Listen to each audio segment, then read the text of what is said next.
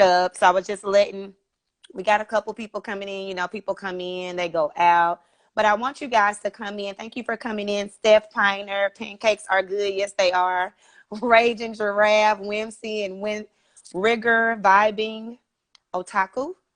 Thank y'all for coming in. We have special guest, Teacher Man. Let me sit back a little bit so y'all can see everything.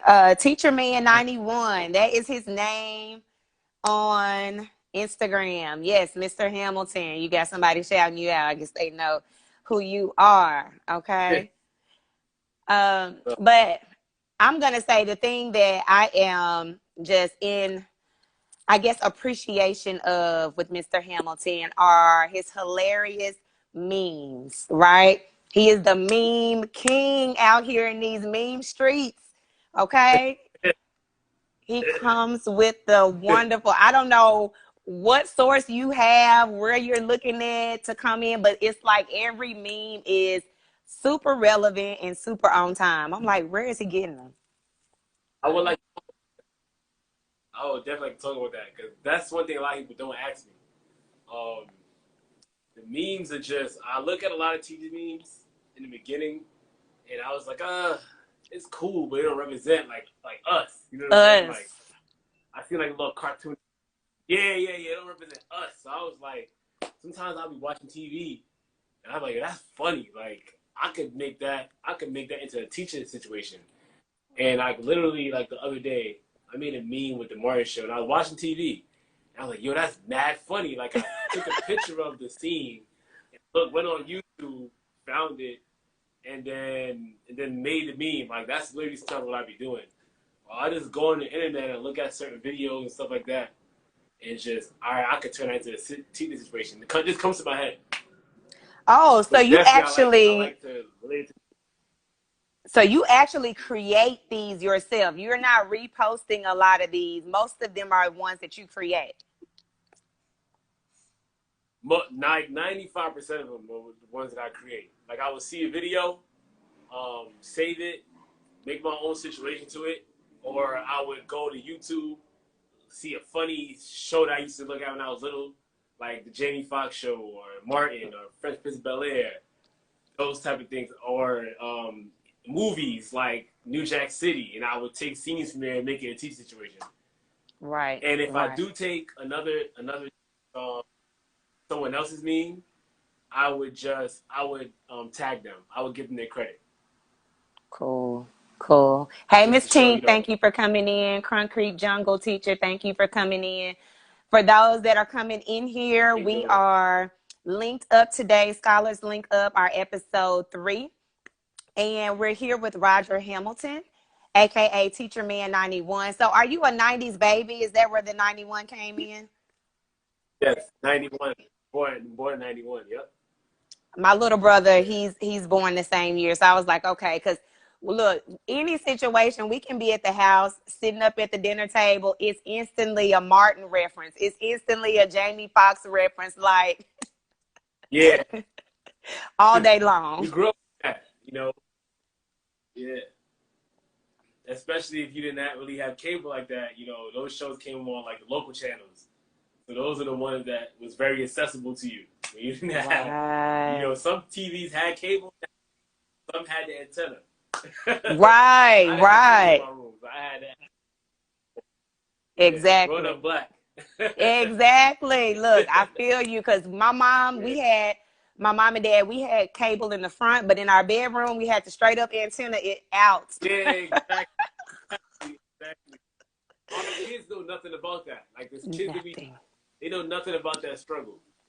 Nothing about that Nothing. struggle. We They had don't to like even knock the care. TV a little bit, get the clip. They don't even care. Yeah, they're all into the YouTube and everything Yeah, now. Yes, what's up, Concrete Jungle? I'm an exactly. 84 baby, so 80s all day, but you know, we gotta appreciate these 90 babies. You know, they cool or whatever. They cool. I mess with them. Thank you for coming in, Confident, Miss Chelsea Thompson. Thank y'all for coming in. We are here in our Scholars Link Up episode 3 with at Teacher Man 91. We were just talking about him making the meme. So if you're not following him, y'all, get over and follow him, because when I tell you, you're going to get joy every single day. And even if they're not hilarious memes, they're so relevant to our culture. They're so relevant to Right. teaching. I mean, everything, like from faculty meeting things you'll say when you're about to lead a faculty meeting, stuff we always are saying in our head, and we're like, oh my God, somebody else thinks just like that. Hey, Martina, somebody else thinks Same thing. just like that. So it's mad relatable. So it's that form of joy, and I want to talk about that. Like, joy is a form of resistance. You know, there's so much going on in our society now with the pandemic, and then we have racial tensions are at an all-time high. We have now, seems like I'm hearing another Yeah. male black male suicide, aka somebody being lynched. Right, exactly, all the way, because Right. they got to miss me with that. They really got to miss me with that. So talk about that joy. Like, why do you think it's important to still, even though we're in a serious time, why is it important to still put out content that brings joy? Because a lot of people I still speak to in my personal life, they like, man, Instagram is overwhelming right now. Like, as soon as you scroll on your phone, especially like 2 weeks ago, every video was someone getting killed, someone getting choked out, someone getting beat up on the protest. Like, it was just so negative. Even for me, sometimes I was like, I need to take a break from this. So I was like, you know what I'm gonna do? 71% of my followers are female, and I bet a majority of that are black females, and you know, especially some of mothers that are very emotional about their son potentially being in that situation, or their brother, or you know, whatever the case may be.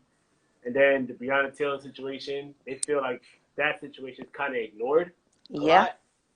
So I was like, you know, I feel like I'll be wrong to just completely ignore that and just continue to do what I'm doing. I need to incorporate this issue in my content, as well as the meme. So I started posting every hour from 7 a.m. all the way to 9 p.m., including memes and Black Lives Matter content, content that educates people on. For the people that's like, oh, why are they looting? Why are they rioting? This is ignorant, blah blah blah. So I put like historical context stuff to help those people understand why we're doing this, and we've been oppressed and unheard for so many years. So it's just, this generation is just outraged. Like, we're not even going through it no more. And that's my goal right now. You know, I kind of had to put what I'm doing aside, the memes and the classroom stuff, and just add this as well. You know, because I'm a black teacher. I teach black students and Hispanic, and they follow me as well. We've talked about this stuff in class all the time, but those kids, wow, he just talking. That's how they look at teachers when we just try to give them talk. So Right. talk. But now they're like, oh, but this is what Mr. Hamilton was talking about. They going like this now, like, oh, it's finally clicking. It's finally clicking. So that when I post that stuff, I also think of them. Like, they need to get, while they're at home, they're gonna have to learn. They're gonna learn today. That's what's up. Yeah. And that's powerful, because with your students following you, you know, we know our kids are on social media, right? We can hoop and holler about how they should be doing something else, but the reality is this is where they are. So why not provide that content? Yeah, that's gonna really reach out to them, so they know Mr. Hamilton's gonna give me the truth. He's gonna give me the knowledge, but he's also gonna still, I guess, evoke that type of hope. Because I saw somebody made a comment about joy evokes hope. Concrete Jungle teacher forces you to see the good in life, and being joyful is a choice. And I think that's the main thing that's important, is that I don't want people to think that if you laugh, you're not in tune with the movement. Like, you got to remember, like, our comedians back in the day, like Richard Pryor, these people were on the stage talking about the stuff that was going on. Like, even we saw it with Dave Chappelle. They would talk about the stuff that's going on, but also bringing that comic relief to know, hey, you guys, we got to choose to not allow this to keep us in a downtrodden state, because that'll bring on that depression and that anxiety. And when we're so wrapped up in that, and we still got to go about life being mothers, being fathers, being brothers, being sisters. You know, we still got to love our Right. family. Like, we still got to be that for other people, and especially for ourselves. That joy piece, that's mad important. Mad important. Yeah, you're right. So I appreciate that. We need that balance Definitely. without being oblivious. Yes, I agree, Martina. It's very, very important. Thank y'all who are coming into the live. We're here with Roger Hamilton, Scholars Linking Up, just talking about him as a meme maker, and he's actually one that creates his own memes. And we talked about, you know, looking at shows like Martin and Jamie Foxx, and really, you know, utilizing all those shows and movies to tap into us, especially as educators, because I enjoy all the memes. Yeah. But one thing I've noticed that you've done outside of the memes is that you are now highlighting women who have graduated. So tell me, like, what inspired you to highlight these degreed Black women? And I appreciate it. I'm like, yes, I'm here for it 100%. But like, what gave you the idea to do Yeah. that? Talk about that. So, I tap into the streets, aka Instagram, and I go on these women's stories, and these Black women's stories, like, man, these Black men don't stick up for us, and I'm like, oh, damn. And I mean, there's some truth to it. They Mm. feel underappreciated by everybody. That all around this time, I had to do a lot of research, and I already knew Black women were the most educated in the United States, but underpaid, undervalued, and that the stigma of Black women are very difficult to deal with, and Yes. all the other negative stuff. I don't even right. It's a lot of we're the most educated, but they don't talk about that. They talk about all the other stuff. Right. Difficult, the mad Black woman, all of that. So all of that stuff overshadows. It's like a deflection. Like I feel like a lot of people in the country Mm. now, they use the mechanism like a deflection for Black Lives Matter is All Lives Matter. They just try to throw things in to distract you Right. from the cause. You know? Right. So yeah.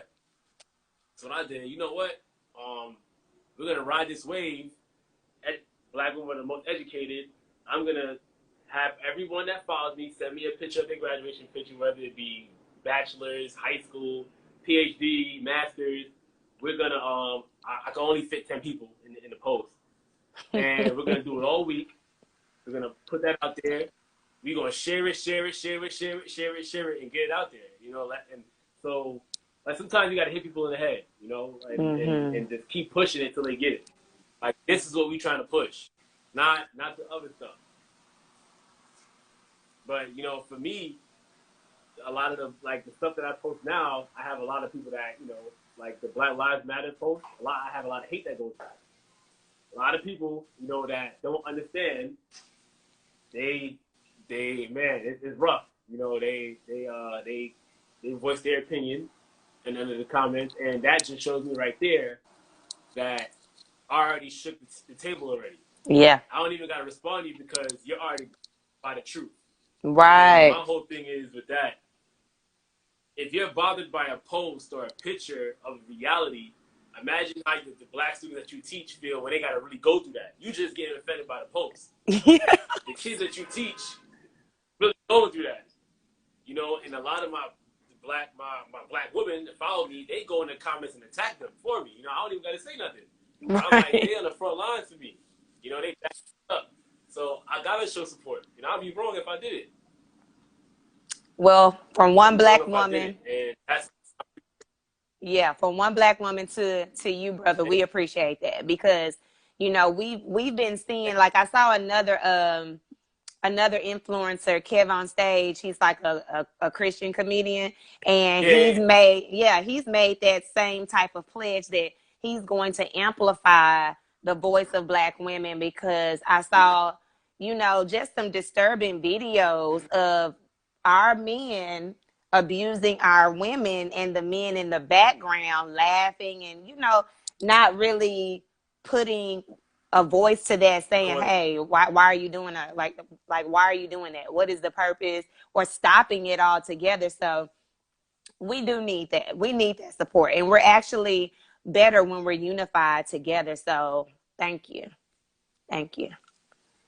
Okay, so let's get into another topic here. So you teach math. How long have you been teaching overall? Because I know you're moving from a middle school, I think now to high school. I think I saw you post. Well, my school is from 6 to 12, so I've taught high school this year, um, algebra, but something happened with the school and they switched teachers around, so I only taught high school for one semester. But so the six through 8 is gonna be going next year, and it's only gonna be 9 to 12, and I'll be teaching ninth grade math. And they actually gave me a financial literacy class, which I'm gonna post tomorrow. But you got it first. Yes, that is dope. I'm happy. I'm happy. I'm teaching a financial literacy class, but yeah, my license is from grade 5 to 9, math, English, and science. But a lot of schools, they have a shortage of math teachers, so I probably always end up teaching math. Yeah, What we need it though, these kids need math. Like right, anything, they need math. right. There's actually a lot of English teachers. There's always English teachers. I never heard of a shortage of English teachers. It's science teachers. It's always those. But no one want to teach math, man. People be like, I'm good. It's tough. I'm not gonna lie. It's not. English is my strong suit, and math is it's tough. Yes. EALF says they need role models like you, definitely. Because, like, let's talk about that, for example. So, well, tell me, how long did you say you'd been teaching? Oh yeah, I didn't answer that. This year coming up is gonna be my 5th year. Okay. Okay. This year So, coming up. okay. So, congratulations on that. Thank you for being there in the field. But I'm wondering, as a black male, you're probably an anomaly, right? You're not. It's not a whole lot of y'all, unless you happen to go to one of those schools where it's just a lot of black men that decided, hey, we're gonna take over this school, or they created this school. I'm waiting for that. I'm waiting for that to happen. I never heard of one. Right. Please let me know when you do find one. I think it's a school. It's a guy I know in DC, and it's like a I don't even know the name of the school. I'm not gonna say it's a whole lot of black males, but it's quite a few, more than I normally would see. Hey, Miss Murphy, 5th year educator as well. She teaches ASL, so that's her sign language there. But so tell me Okay. what is your perspective as being a black male educator, and especially dealing with math? Like, how do you feel in the building? Because I It's know it's for a lot of black males, it's always you're being called upon to be the strong arm. They're looking to you like, hey, we need man. you to come over here.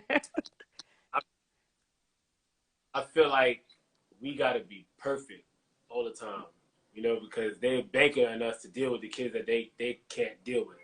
Hmm. So it's more of like a figure as well. Like one time, right? My counselor was telling me, they was like, oh, we had a trip, right? And I wanted to go to the trip, and they was like, well, they didn't tell me, but they told him, like the top people in the school, they told him like, he can't go to the trip because we need him in the building because he's like kids react a certain way when they see me in the school. And if we don't have him in the building, it's going to be chaos. Like, I was absent one day this year and probably like 2 days last year. And every time I'm, I'm absent, it's chaos. Like, they call my phone, like, yo, like, they wilding in here. Like, I'm like, I'm not there. I'm at home. Like, what do you want me to do? But that's just the difference. Like, when those kids see me, it's just they have like an inspiration. Like, oh, I want to be here. And then like when I come back from work, they be like, "Where you been?" Like they be asking me like, "Do I ask out when you're absent?" Right. But yeah, they be like, "Where you been at?" Like I'm like, Yo, I'm human. I took a day off. Right. So, how many black male educators are in the building with you? Not administrators, but like pure, like just uh, regular teachers. 2, but they're a lot older than me. They're like old enough to be my parents. Oh. 3, 3, all of them are like almost on their way out. Yeah, they're older, so it's like they So disconnected. right. So you're And you're the one I who don't can think, get through to the kids. yeah. I don't think I able to teach that long, because I see now, like when you get up in that age, you lose like you lose touch. You're just not effective anymore. Like I Mm. won't want to be working if I got that old, and I'm just it's just miserable. Right. It's miserable. While I'm in touch with the kids and in tune right now, I'm gonna go 100%, so I ain't got it no more. I know that's right. And then it's So time to how do something else. so how do Yeah. you deal with that pressure as being like the educator that they're always looking to, they're always calling on, and you got your own kids in your own classroom that you have to work with? Like, how do you deal with that pressure? Kind of got used to it. And I was an athlete before this. I played Mm. football at Long Island University. It's kind of the same thing, really. You have to perform all the time, 100% every day, mistake free. So I kind of got used to that with that culture, and I kind of just took it on. I feel like it's God put you in certain situations, and if you can't handle it, He won't even put you in the first place. So Mm-hmm. like when the superintendent comes, I know they come. Like I know they come into my room. But I teach every day. Like I teach every day. Like someone's coming to observe me. Anyone coming to Yeah. the building, they come into my room. That kind of holds me accountable to just always be on my job, but it's not fair at the same time because other teachers they just get to be in they don't got to deal with that pressure. Yeah. But I just know how I can't complain about it because I just be miserable. So I just Right. accept it as for what it is. Yeah, that's a lot of pressure because I I have a firm stance with my students, and sometimes I've been that one as a Yeah. woman to be called up on to handle some of the, because we didn't have, like when I was in the classroom, we didn't have anybody on our ramp that was even, now that I think about it, yeah, we didn't have anybody on our ramp that was a male. It was all women, and I was the youngest black female teacher, and then there was an older female black teacher. And so a lot of the kids, in order to corral them and get them together and be firm with them, but get them to listen to you, I kind of felt that pressure too of Yeah. always being on point. So I know what you mean about that.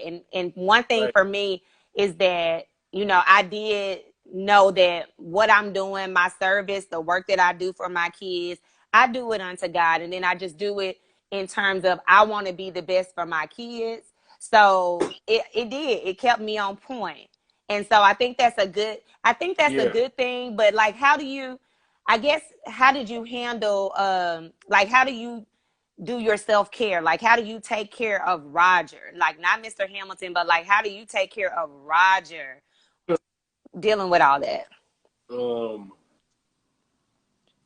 when I work out a lot. I work out, that helps a lot. During when they my prep is during their the gym class. So I go up with them, students, play basketball with them. I play basketball outside of school on my own time. I used to go see a movie like every Friday whenever a new movie comes out. I go to NBA games. What else? Just hanging out. Concerts, a lot of concerts.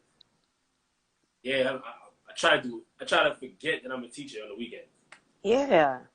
Like just stay distance myself from the educator, teacher man, like and just be Roger and push all that stuff to the side and deal with it Monday. I know, Monday through because Friday. exactly, it's gonna be there. It is gonna be there, and I think that's a good tip Yeah. for us to use as educators. Is some stuff I know some of us feel the pressure because you hear so many teachers talking about, I have to lesson plan at home and I have to stay up and grade papers.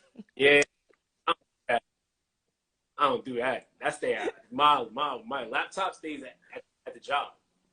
I don't even bring it home. Whatever don't get done, don't get done. I'll come 7 a.m. in the morning and do it at work.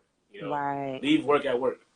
And I think that's important. Like, that's Leave work and at work. That's important because I used to fool myself when I first started teaching, thinking I was gonna grade stuff at home. So I would bring home all this stuff. Boy, that stuff would never get done. I, It'd be loads of paper yeah, still in my bag. It just not wouldn't happy. get done.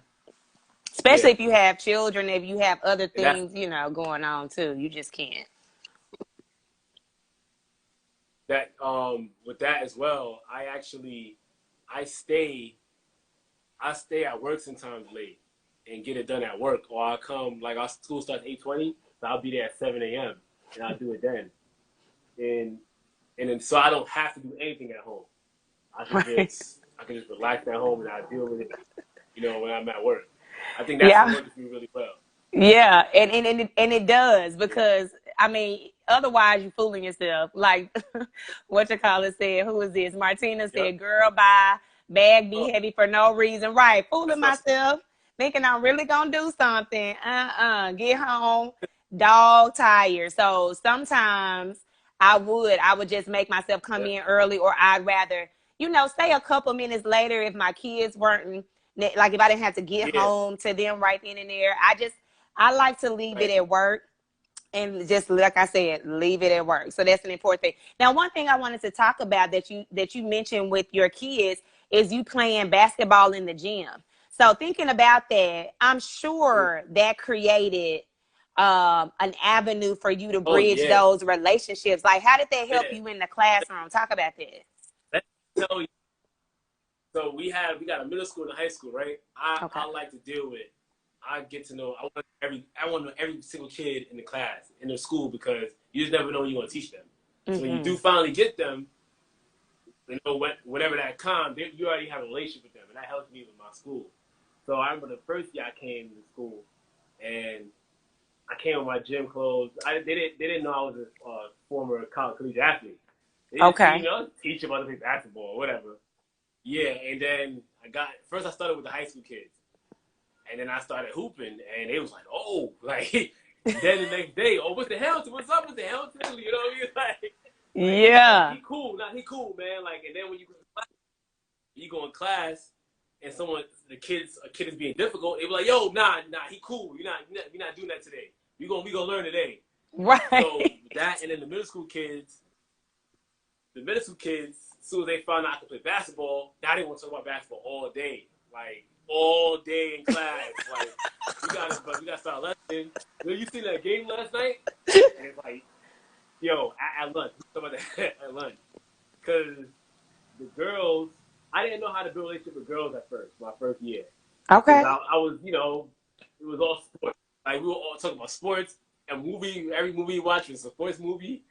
So the girls was like, I'm tired of this. And I'm so I had to sure. learn my second year. I had to learn how, yeah, build my way in. Because they started like not liking me. Like, oh my, you always for them. You always do Aww. stuff for them. You don't do nothing for us.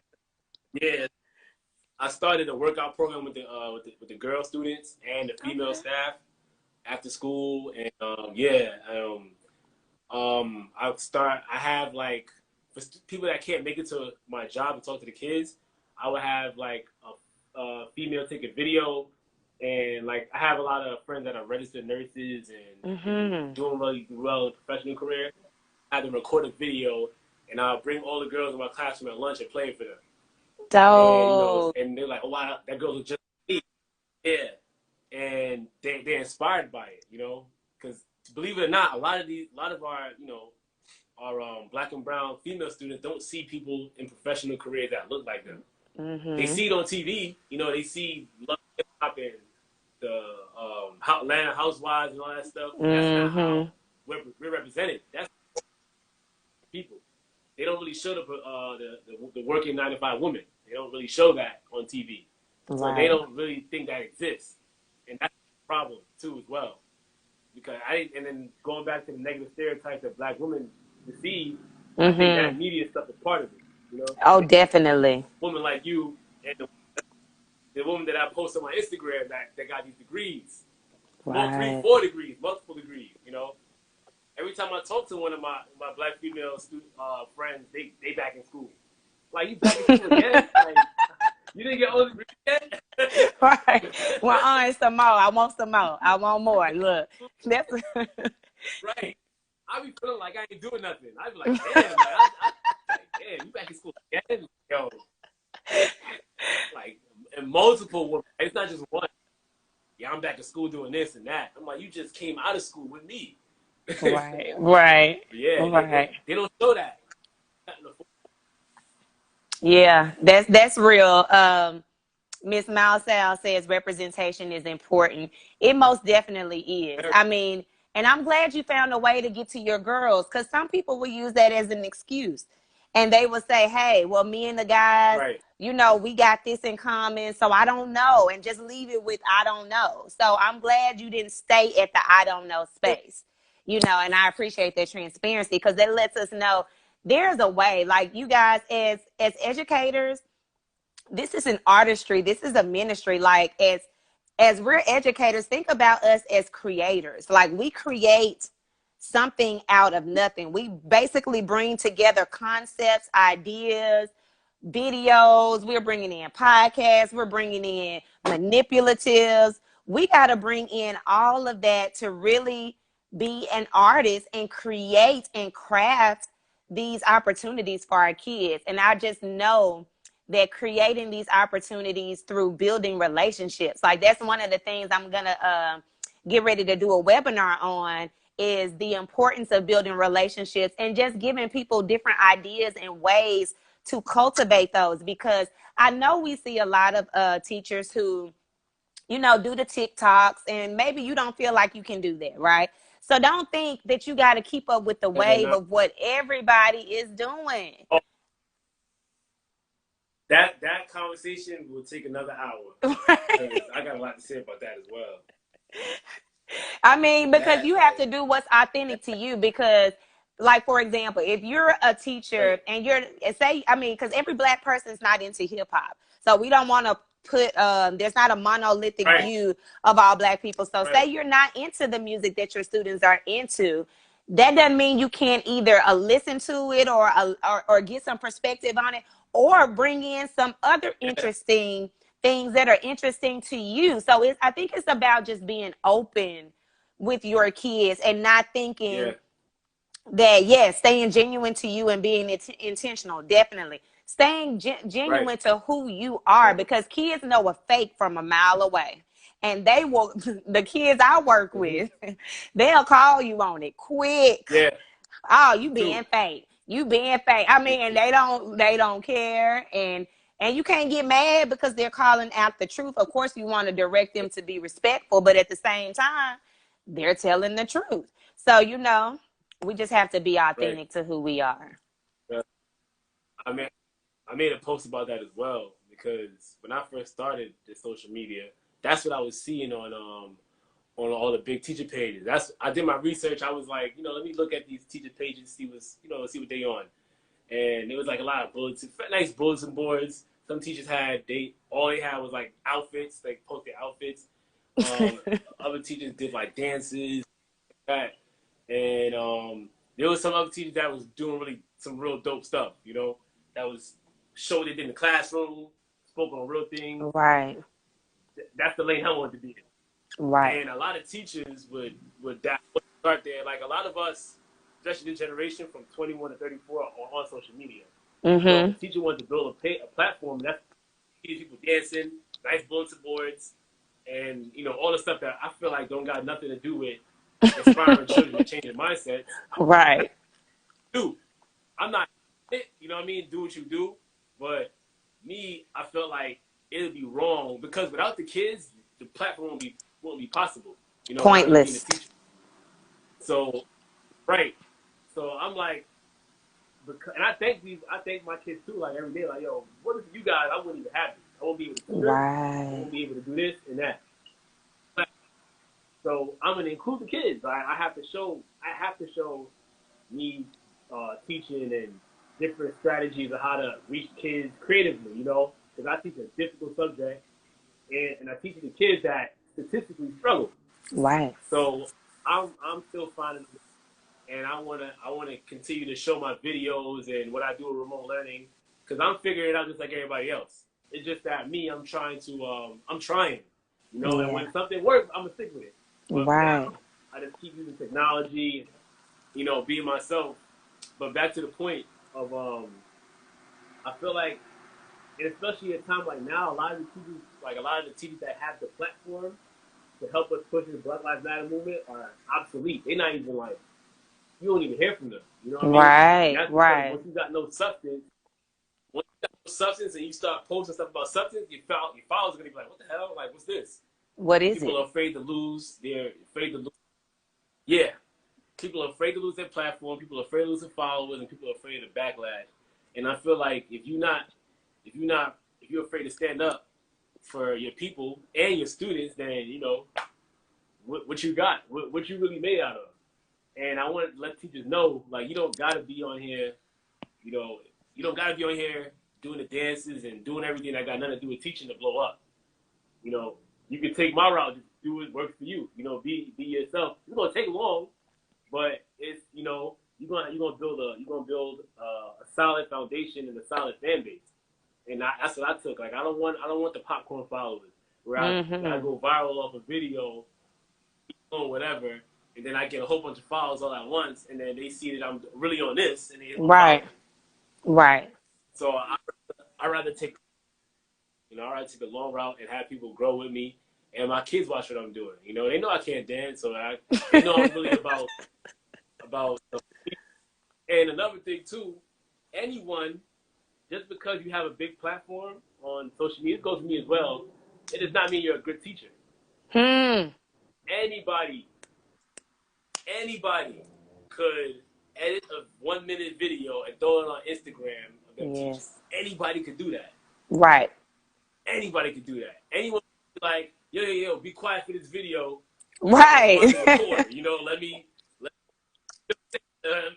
make this look good. Raise your hand. Okay, let's try it again. Let's raise your hand. And then let's make this look good. Anybody could do that. Like, that's Right. not hard. That doesn't mean you're a good teacher. That's how with me. I told my students record my videos in class. Like, yo, let it roll. Have it come out and come out. Hey. And they already know what it is. I'm in the hood. Like, they already know what it is. Like, this is what we gonna expect. But I also tell my kids, because we in this environment, don't mean we gonna have this classroom looking like shit. Excuse my language. Right. And like when I first got to my school, kids were wearing do-rags in the class and hats and all that stuff. I'm like, nah, we're not doing that. Right. I understand. I'm from there too, and I wear hats too. Right, but set a standard. I'm exactly. not doing it. Yeah, I'm not gonna do that. You know, the hoodies are a little battle, but I was like, I'm gonna take the L on that because I'm not. Yeah, fighting with kids. I did too. Right. I took the L on the hoodies. I did. Yeah. All the do-rags, I'm like, all right, I can live with that. We can work on the hoodies, you know. Right. But we're not gonna. Just because we certain place, don't mean we gotta look like that. You know. Yeah. My mom told. Probably your mom was. Just because we poor don't mean we gotta look poor. We gonna come to school neat. You know, I buy students clothes, and I give students my sneakers every year, a bag of clothes, and like name brand stuff that I wear, not like no secondhand stuff. They're in real good condition. Kids in need, you know, I gave one kid like 3 pairs of sneakers because That's you know dope. his friends are making fun of him. Right. About, you know, they was bragging. You know how it is. Yeah. Like, kids hey, are take hard. these 3, man. You're gonna be good for the year. Clothes, and they love it, like basketball jerseys and shorts and stuff like that. Like, I'm about to give this away next year. You know, this is size 11. Oh, I wanted those too. More, you know? Yeah. Right. And then I wear times. You know, like, it's in good condition. Right. And this will make a kid's day. Like, they come yes. the next day, they like, yo, you know, that when he got them 3 sneakers, he went to a 90 average. He was so wow. And see, that makes a difference because how they feel about themselves, it makes a difference. I was looking at someone posted the Jane Elliott when she did the brown-eyed, blue-eyed experiment, and how those kids who were discriminated against the day prior, she was like, today, the new day that they were not discriminated and that they were on top, they went through their cards way quicker through that learning task. And she was like, what happened? we Yeah. were so focused on being brown-eyed. We were so focused on being the lower tier or the lower class or whatever that lower level was. And we don't think that's real, but that's Yeah. totally real. If a child is always thinking about, oh my God, is somebody about to start checking me? Are they about to start roasting me? Are they about to, or am I going to be embarrassed in this Yeah. classroom? Like we were making that point last week when I was talking with Yvette about students perceiving the learning environment as a threat or an opportunity. So when the brain sees it as a threat, the brain as an organ shuts down. There is no learning that can occur there, because that is literally the way the brain is crafted. And so once we turn and shift that environment to be a culturally safe environment, like your students should feel safe every moment. I let them know point blank, period. There will be no checking in here. There will be no bullying, no teasing, no any of that. I'm shutting it down on site. And that Yeah. means if I have to get your mama to come up here and we got to figure out why you can't focus on the work versus you want to focus on making fun of another child. Oh no, we have an issue. And my students knew, oh, Miss D, I was Miss D then. Dr. Battles she don't play.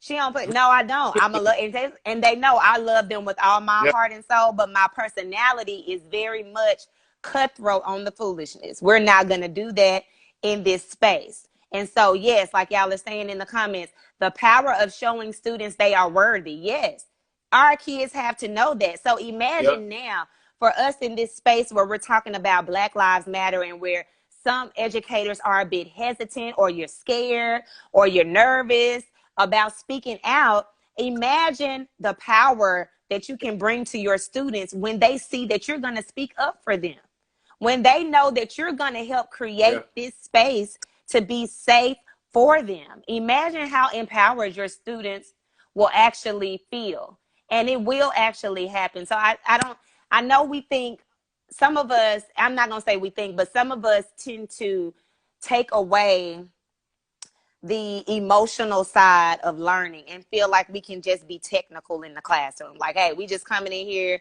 we just gonna Yeah. learn, you gonna come in here, do this work. No, we are dealing with little human beings, whether they're 18 or whether they're 5. They're human beings that are growing and maturing and dealing with all kind of changes in their bodies and in their mind, and then no telling what home life is like. And even if home life is good, they still have to deal with other challenges. Like, don't think just because the child has 2 parents in the home that everything magically is good in their mind. Right. They'll be You know, toxic.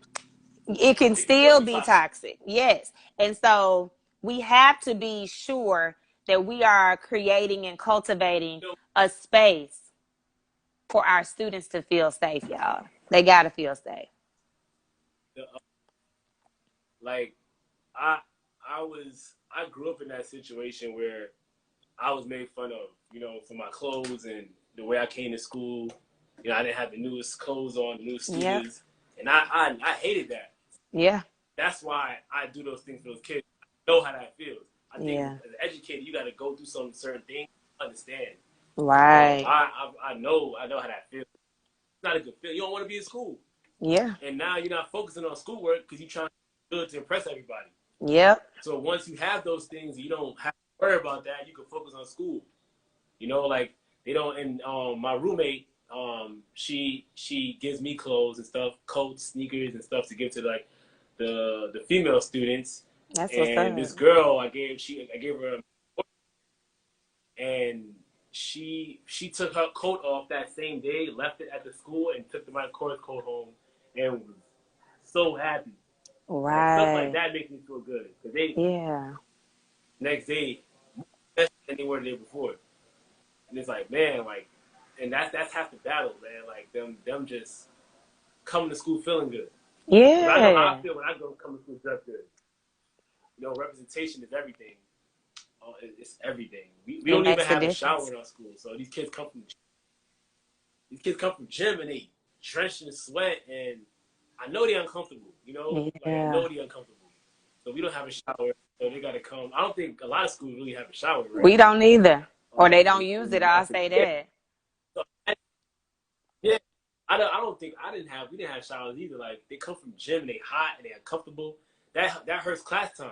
Because now, Yes. can you open the window? Right. That take like 5. You know, why don't we have showers? Like if the gym period is 45 minutes, make it 35 or 30. Give them 10, 15 minutes to take a shower and change and come back to school and come back to class. Right. Like, watch the difference. Right. Watch the difference. You know, like feel after a workout and shower, you feel like a brand new person. Sure do. You know, It's the best and feeling. It's the best part of my day. I'm like, yes, I'm ready to go. right, Yeah. exactly. Speaking about these on the police thing, we kind of need some funds, man. We Yeah. need a lot of stuff. Thank you. Thank you. Like put toilet seats, in the teachers' classroom. See, I don't gotta leave their classroom, go upstairs, or walk somewhere. Put a Simple. microwave in their fridge. So we all like Simple. simple things. Simple things. Simple things. That's not They a could little make a $500. world of difference. They could make a world of difference. Like Yeah. she said, let them take a shower, get water, use the bathroom. You know, that just because last year, this past school year, they didn't want to let some of our students use the restroom because some of them would go in there and do crazy things. I'm like, well, guys, you still got kids that really got to use the restroom, right? So we're the adults. There should be somebody on post. Somebody should be standing.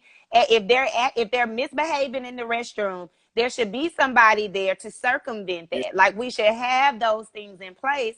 We weren't even trying to let the kids use Right. the bathroom. I'm like, no, we cannot operate like that. But some places begin to operate similar to that prison mindset. It always makes me think about that school to prison pipeline. I'm like, you're not treating these kids like human beings, and you're refusing them to go to the restroom. You're refusing them to do those basic functions. Like, and then you want them to be able to focus in class, and they trying not to urinate themselves. Like, no, we can't can't do it. So before we because I know this is going to end in about another 10 or 12 minutes. So I wanted to get into a conversation about what are some techniques that you use, because I was mentioning when we first started, for those who just came in, Roger Hamilton, Mr. Hamilton teaches math, and it's middle school. Now he's going to the 9th grade math. So how do you really hook and engage and bring up those kids who may not have always performed well in math? Like, I'm not going to say what's the magic trick that you use, but like, what are some techniques that you use to really make the kids get it? So a teacher I wish, and not to say I had all bad math teachers, but I just never felt strong in math, and it just stayed with me forever. So how do you deal with that and help the kids? The first, a lot of things to help kids, they have nothing to do with math. It's the hook. Like, remember, like, first step, you got to know your population. So I have this big speaker box. I play music. I leave the door open in the hallway. Kids are hearing music. They walk in. I got you now. You're in class. You're not hanging out. Close the door. Boom. All right. Got y'all. You now there. Still playing. I got the mic. I got the mic. So that's to get you started. And then next is letting them know, like, on our population again, it's the lowest performing district in New York City. So a lot of these kids come at the lowest level. I let them, like, we're doing grade level math, right? We're doing grade level content. A lot of you guys are behind. I explain that to them. Like, this is where you're at. This is where we're trying to get you. 9 times out of 10, we're not going to get there. But my goal is to give you exposure. Because once you have exposure, it goes from I don't know this to I've seen this before. Let me try this. Because these teachers want us to perform miracles. Right. They think we're like you see like stuff on BET where they like they push your forehead and you're like, oh, I healed. They think we can do that. Like, nah, this this takes time, especially math and English. Like, this takes time. Like, we have a level 1 through 4, right, for our state exams. So if a kid comes to me level 1, right, I like to say like a 1.2. The most I could probably give him to is the 1.5, 1.6. Hopefully approaching level 2, so he could go to that next grade of level 2, and then work from 2 to 2.5. Like, it's a gradual. Not gonna jump a whole. You know, that's just what the numbers show you. So my thing is exposure that first year. Hopefully, I get you from 6th grade, and then that next year, okay, we expose you guys, and let's go a little bit deeper. Now, while I'm teaching exposure, I have to teach them how to dissect word problems, because that's where they struggle. Multiple choice, you Yes. get lucky and guess. Word problems is comprehension, vocabulary, and Mm-hmm. I use a model called the choose method.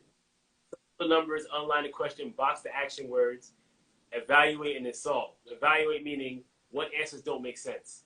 Mm-hmm. Like that, and that's critical thinking. A lot of people don't have critical thinking, and that's why they struggle at math. Math is Mm-hmm. not black and white. Where when we went to school, here's the equation, find the answer. No, Right. it's a whole story behind it. It asks you to find the answer. Then it asks you to explain how you found the answer. And in that point, thank God if we get the kids to find the answer, then explain how you got the answer. Oh my goodness, that's a whole nother ball game. So that takes time, and you have to expose them to that, and they got to continue to do it over and over and over and over again, even though they hate it. And I teach for comprehension. Even though we got to teach for a test, I also teach for comprehension, because Yes. if they see the same problem with different words, even if they teach it for a test, if it doesn't look like any way they're used to seeing it, they're not going to know. But if you teach Right. for comprehension and understanding, they're going to be able to understand it no matter which way you paint it. I Right. try to teach for that. And we only got 10 years. We only got 10 months, so there's only so much you can do. Yes.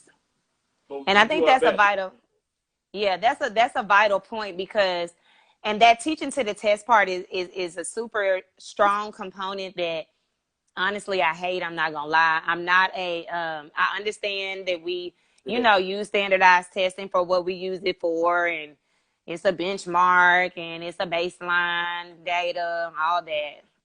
That's how I feel about it. All that. Uh Benchmark for who? We know how kids are gonna do before they even take that test. Months before. I tell my principal, I can tell you now how all these kids are gonna do. Just by, because we in there every day with them in the classroom. right. So why stress them out over a test? Right. And it We does. already know where the teachers know where they're at.